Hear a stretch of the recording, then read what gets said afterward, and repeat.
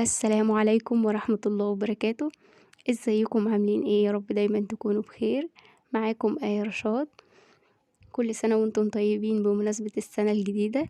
انا عارفة انه متأخر قوي وان احنا عدى علينا فيها كذا يوم، لكن برضو كل سنة وانتم طيبين، وان شاء الله تكون سنة جديدة في طاعة الله، ونجدد ايماننا بربنا فيها، وان شاء الله تكون سنة مليانة بالخير علينا جميعا. النهاردة هنعمل مع بعض الكيكة الباردة، او حلا بارد سريع جدا وسهل واقتصادي في نفس الوقت. مش هياخد مننا وقت كتير، حوالي 10 دقايق وهيكون جاهز معانا. جميل جدا وان شاء الله هيعجب اولادك. لكن ما تنسوش تشتركوا في القناة ولايك وشير لو عجبكم الفيديو. ويلا نبتدي. هنجيب عندنا القالب اللي هنحضر فيه الكيكة. ممكن قالب زي ده او ممكن اي قالب بايركس، اي صينية موجودة عندك. وهنمسحها مسحة من الزيت بسيطة كده عشان يسهل علينا ان احنا نقلب الكيكة دي او الحلة ده بعد كده من غير ما يتكسر معانا او يتشق. وممكن كمان تحط في القالب مية ساقعة بدل الزيت، لكن الزيت هو يعني انا بفضله علشان ايه يسهل علينا ان الكيكة تتزحلق على طول. عندنا بقى هنجيب هنا حاجة كسرولة او طاسة غويطة. عندنا لتر من الحليب،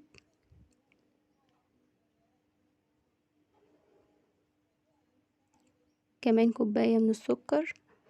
انا استخدمت الكوباية دي في المقاس، وكمان السكر ده مظبوط جدا، مفيش داعي ان انت تزودي عليه سكر تاني. يكون معاكي مظبوط بالكوباية دي على اللتر اللبن. هنضيف 4 معالق من بودرة الكاستر بالفانيليا. ممكن تستخدمي اي طعم تاني اللي يريحك. وهندوبهم مع بعض لحد ما كل ده يمتزج وميبقاش فيه اي سكر او اي نشا من البودرة بتاع الكاستر زي ما انتم شايفين. وهنرفعه على النار لحد ما يغلي ويتقل معانا.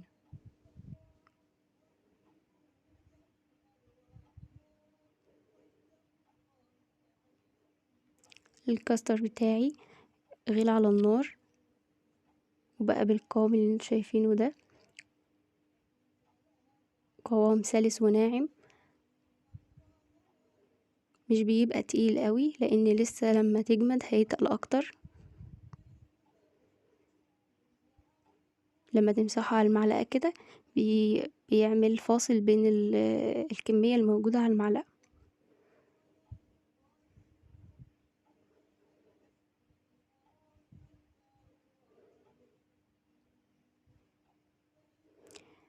هننزل بقى الكاستر بتاعنا في القالب اللي مسحناه بالزيت.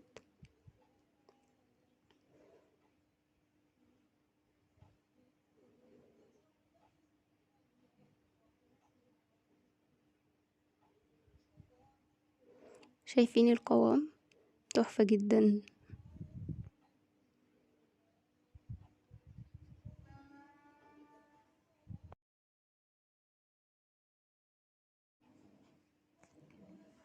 عندنا هنا 150 جرام من البسكوت. انا هحطه سليم، هوزعه كده زي ما انتم شايفين. مش محتاج ان انا ابله في لبن او اي حاجة لانه كده كده هيطرى لان الكاستر لسه سخن.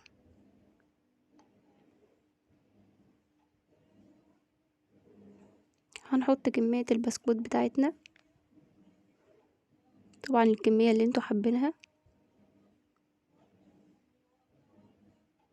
وهنضغط عليهم كده بالسباتولا علشان يثبتوا اكتر والكاسترد يغطيهم.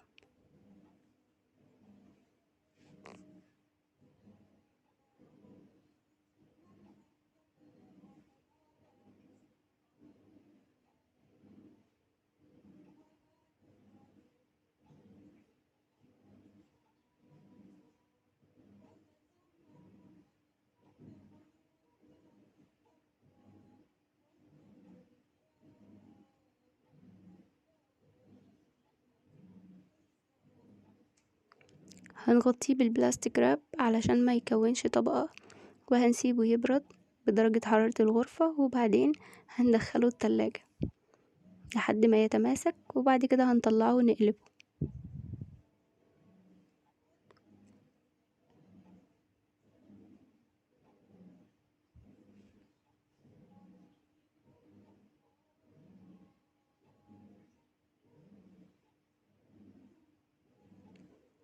تعالوا نحضر عندنا هنا صوص الشوكولاتة اللي هنوزعه عليه او هنزينه بيه.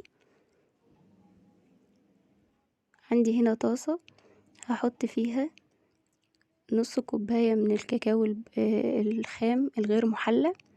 لو هتستخدمي كاكاو محلى يبقى هتقللي كمية السكر. هحط كمان نص كوباية من السكر، وكمان معلقة من النسكافيه. عايزة تضيفيها ماشي، مش عايزة تضيفيها خلاص استغني عنها. هحط معلقة من النشا، وانا عندي كوباية لبن هحط نصها دلوقتي ونصها في الاخر، وكمان نص كوباية من الزيت. ممكن تشيلي الزيت، ولما القوام يتقل معاكي تحطي مكعب زبدة او مكعبين زبدة، وايه تدوبيهم معاهم. هنبتدي نقلب لحد ما يتجانسوا مع بعض.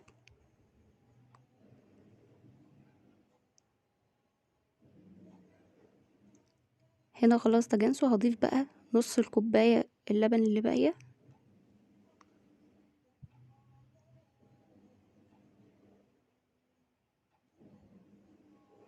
وهنقلبهم وهنرفعه على النار دقيقتين بس، لحد ما اتأكد ان كل حاجة دابت وبقى قوامها ناعم.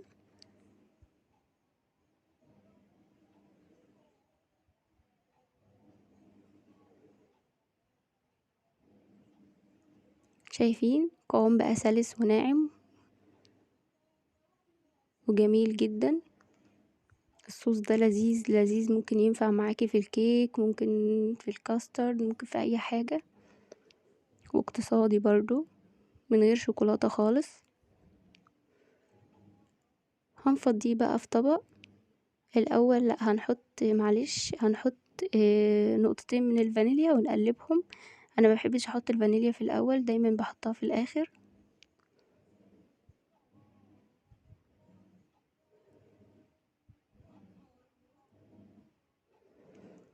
وبعد كده هنقلبه في طبق ونغطيه ببلاستيك راب علشان يبرد في درجة حرارة الغرفة، مش هندخله التلاجة لحد ما الكيك بتاعنا يتماسك.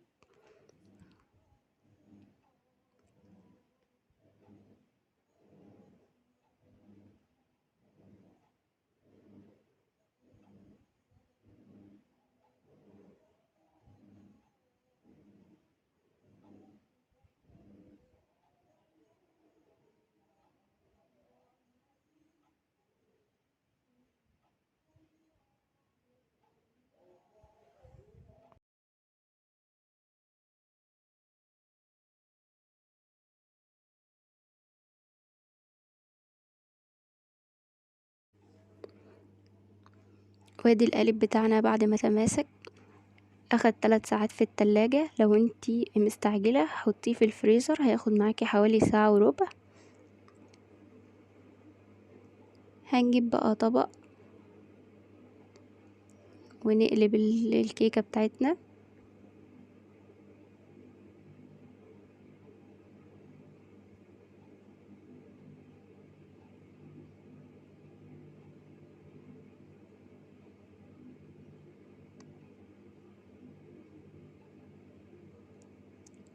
شايفين اتقلب معانا بكل سهولة، وكمان القالب نضيف. ما جاتش مظبوطة قوي على الطبق بس مش مشكلة.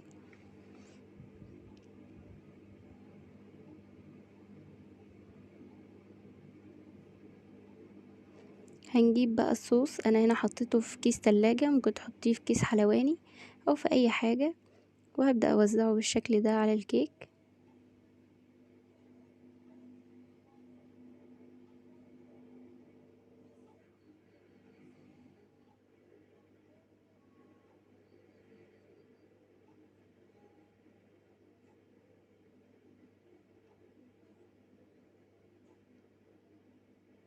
عايزة اقول لكم ان الكيكة دي ادمان، اقسم بالله العظيم. انا عايزه اقول لكم يا دوبك انا خلصت تصوير ما تبقاش فيها فتفوته واحده، كل معلقه منها ادمان.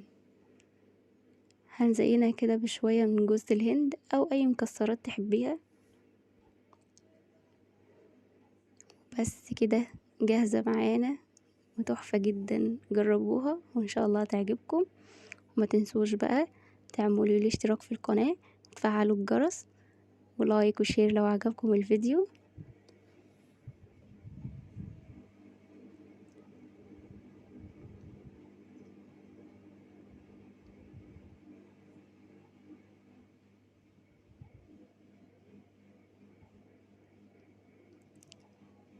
جربوها ودوقوها بقى ويا سلام، تجنن.